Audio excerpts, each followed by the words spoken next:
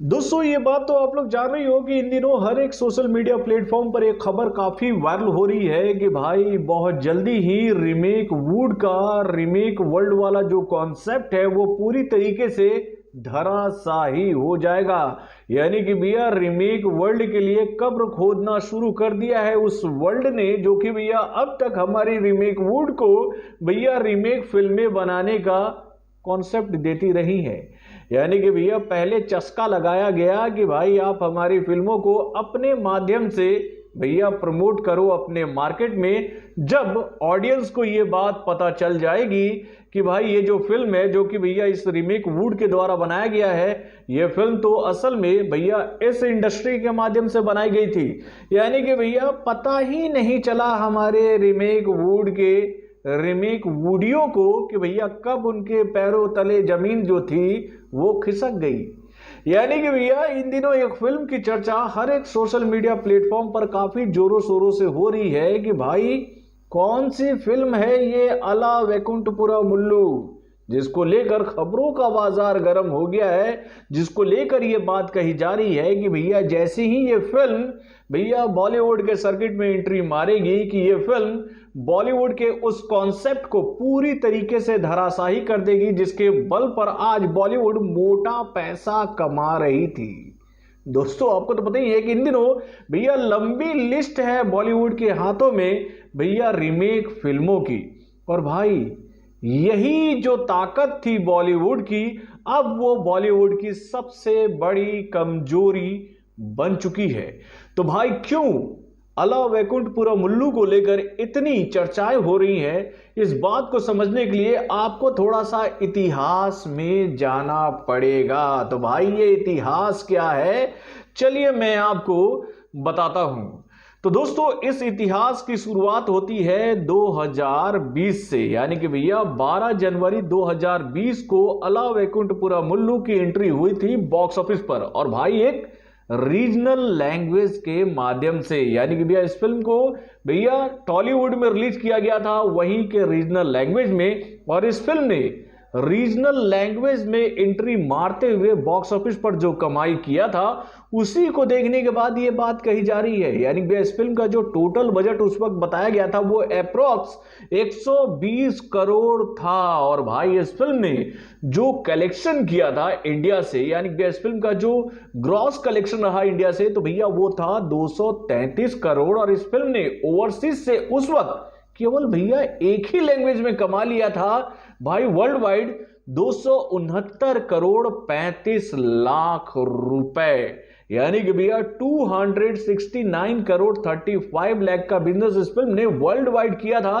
भाई केवल एक लैंग्वेज में। और इसी वजह से इस फिल्म की चर्चा हर एक सोशल मीडिया प्लेटफॉर्म पर काफी हो रही थी, और भाई इसी फिल्म की कामयाबी को, यानी भैया इसी कामयाबी को भुनाने की कोशिश की जा रही थी रीमेक वुड के माध्यम से। यानी भैया रीमेक वुड के कुछ भैया रीमेक वुडिया मतलब कि मेकर्स ने भैया ये सोचा कि भैया ये फिल्म केवल एक लैंग्वेज में इतना कमा सकती है, तो सोचो भैया हमारे पास तो बॉलीवुड का मतलब हिंदी बेल्ट वाला इतना बड़ा मार्केट है, इस कॉन्सेप्ट को जब इस मार्केट में हम लेकर आएंगे तो भाई ये फिल्म कितना कमाएगी। यानी कि भैया लोगों को दिखने लगा कि कैसे कबीर सिंह ने, यानी कि भैया अर्जुन रेड्डी की रीमेक ने कितना अच्छा कमाई किया था सलमान खान की फिल्म के सामने। और भाई जब ये फिल्म इतनी बेहतरीन है तो भैया ये फिल्म तो भैया कबीर सिंह के भी रिकॉर्ड को तोड़ देगी। और इसी उम्मीद को ध्यान में रखते हुए हमारे रीमेक वुड के बड़े बड़े रीमेक मेकरों ने इस फिल्म का राइट खरीदा और इस फिल्म को बनाने की तैयारियां शुरू कर दी। और उसी के साथ ही भैया इस फिल्म को लेकर एक नया खेला चालू हो गया कि भाई इस फिल्म का जब रीमेक बन रहा है बॉलीवुड में तो इस फिल्म के डब वर्जन को हम क्यों रिलीज होने दें किसी भी प्लेटफॉर्म पे। और भाई यही बात उन लोगों को बुरी लग गई जिन्होंने इस फिल्म को बनाया था, जिन्होंने इस फिल्म को ओरिजिनल वर्जन को सबके सामने रखा था, और उन लोगों ने भी मन बना लिया कि भैया जब हमारे लिए मार्केट पूरी तरीके से सज चुका है, बन चुका है, तो भाई हम अपना मुनाफा किसी और को कमाने क्यों दे। दोस्तों आपको एक बात और बताना चाहूंगा कि जब अला वैकुंठपुरा मुल्लू की एंट्री हुई थी बॉक्स ऑफिस पर, तो भैया इस फिल्म का मुकाबला बॉलीवुड की एक बहुत बड़ी हिट फिल्म के साथ हुआ था। और वो फिल्म कौन सी थी? तो भैया वो फिल्म थी बॉलीवुड के अनसंग वॉरियर यानी कि वर्सटाइल सुपरस्टार अजय देवगन की सुपर डुपर हिट फिल्म यानी कि भैया तानाजी द अनसंग वॉरियर। यानी कि भैया ये फिल्म 10 जनवरी 2020 को सिनेमा घर में आई थी और इस फिल्म के साथ में अला वैकुंठपुरा मुल्लू का भैया जबरदस्त मुकाबला हुआ था बॉक्स ऑफिस पर। और भाई इस फिल्म के साथ मुकाबला होने के बावजूद भी अला वैकुंठपुरा मुल्लू ने भैया वर्ल्ड वाइड कमा लिया 250 करोड़ से ज्यादा का बिजनेस किया। जो मैंने आपको बताया भैया कि इसने 269 करोड़ 35 लाख रुपए का business Tanaji the unsung warrior के सामने होते हुए भी किया था मेरे भाई।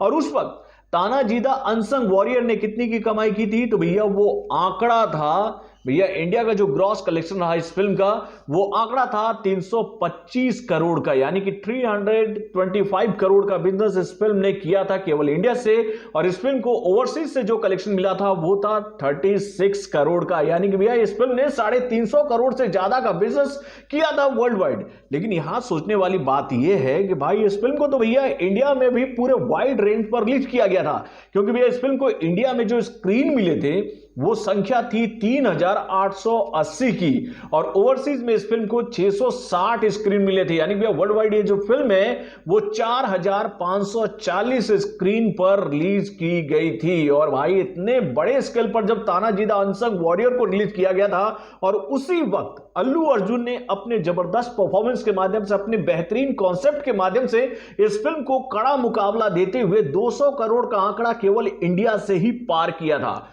और भाई अब इसी बात को भुनाने की तैयारी हो चुकी है भाई अला वैकुंठपुरा मुल्लू के टीम की तरफ से। यानी भैया इस फिल्म को लेकर एक बहुत बड़ी जानकारी आई है भैया मनीष शाह के माध्यम से कि इस फिल्म को इंडिया में 2000 स्क्रीन के माध्यम से सिनेमा घरों में रिलीज किया जाएगा। यानी कि भैया इस फिल्म का रेंज छोटा ना पड़ जाए इस बात का ध्यान रखा जा रहा है इस फिल्म के मेकर्स की तरफ से। यानी कि भैया इस फिल्म को बहुत ही बड़े लेवल पर अब रिलीज करने की तैयारियां शुरू हो चुकी है, क्योंकि भैया इस वक्त पुष्पा ने तो अपना जलवा दिखाया सिनेमा घर में और उसने जो जलवा दिखाया उसकी गूंज तो अभी भी सिनेमा घरों में हमें सुनने को मिल रही है। और इसी के साथ ही जब ऑडियंस को यह बात पता चल चुकी है कि भाई उनके फेवरेट एक्टर यानी कि पुष्पा का एक और नया मूवी या फिर कहें भैया एक पुरानी मूवी सिनेमा घर में आने वाली है, जिसका हिंदी वर्जन उन्हें देखने से कुछ लोगों के माध्यम से रोका जा रहा है,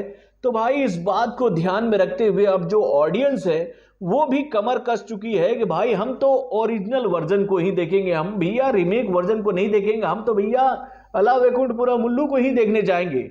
और दोस्तों नो डाउट आपको बताऊं भैया अला वैकुंठपुरा मुल्लू जो है वो बहुत ही शानदार मूवी है मेरे भाई। यानी कि भैया एक इंटरटेनिंग से भरपूर फिल्म, मैं इसको लेकर यही कहूंगा कि भैया उसमें आपको पारिवारिक दृश्य भी देखने को मिलेंगे, उसको आपको एक्शन भी देखने को मिलेगा, उसमें आपको ड्रामा भी देखने को मिलेगा, उसमें आपको कॉमेडी भी देखने को मिलेगा। यानी कि भैया उस फिल्म में हर वो मसाला है जो कि आपको टोटली इंटरटेन करने वाला है सिनेमा घर में। यानी कि भैया उस फिल्म के कॉन्सेप्ट को जिस तरीके से हम लोगों के सामने रखा गया ना, उसको देखने के बाद हम ये कह सकते हैं कि इसकी कहानी जो है वो आपके करीब लगेगी मेरे भाई। इस फिल्म के जितने भी कलाकार हैं सब ने जबरदस्त काम किया था, चाहे हम बात करें तब्बू की या फिर हम बात करें मुरली शर्मा की या फिर हम बात करें सचिन खेरेकड़ की। यानी भैया ये तीनों के तीनों कलाकार बॉलीवुड के कलाकार हैं मेरे भाई, और इन लोगों ने साउथ इंडस्ट्री में जाकर जो काम किया है ना उसकी तारीफ हर तरफ होती है मेरे भाई।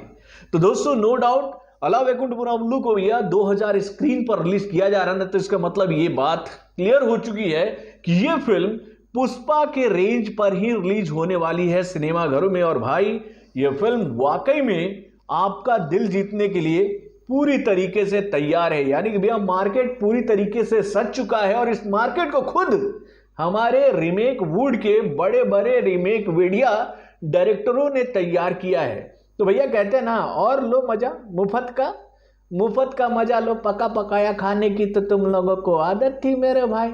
वहां से कहानियां उठाते थे, एक तरफ वहां की फिल्म को चलाते थे और उस फिल्म को देखते हुए अरे ये ला शॉट हम लोग को लेना है, हाँ भाई रोल कैमरा एक्शन। यानी कि भैया इधर से हर एक फ्रेम को आपने देखा और इधर वो फ्रेम आपने उतरवा दिया, छपवा दिया। तो भैया ऐसे डायरेक्टरों को, ऐसे राइटरों को, ऐसे मेकरों को हम क्या कहें? इसको तो यही ना कहेंगे भाई इधर से उठाया इधर डाला, यानी कि भैया कॉपी पेस्ट करके रख दिया हर एक फिल्म को। और आज ये लोग परेशान हो रहे हैं और उसके साथ कई लोग, पता नहीं ये लोग हम लोग को आकर उल्टा पुल्टा बोल रहे हैं। भैया कमेंट में भी मैं पढ़ रहा हूं कि भैया इन दिनों जब मैं इन फिल्मों को हम लोग भी प्रमोट करेंगे मेरे भाई, जब इन लोगों ने रीमेक करते वक्त ये नहीं सोचा कि भैया इसका बुरा असर कैसे पड़ेगा बॉलीवुड के ऊपर।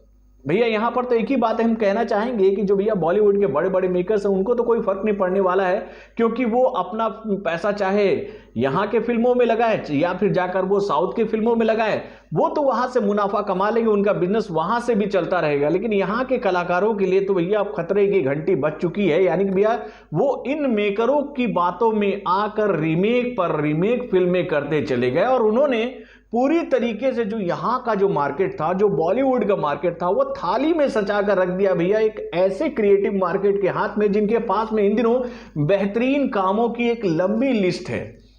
दोस्तों एक बात मैं आप लोगों को बताना चाहूंगा कि जब मैं भी बॉलीवुड में काम करता था और उस वक्त मैं जब स्ट्रगल करता था, मैं भी कहानियां लिखता था, किसी भी प्रोडक्शन हाउस के पास जाता था कि सर मेरे पास ये कहानी है, मैंने ये कहानी लिखी है, आप इसे सुनिए।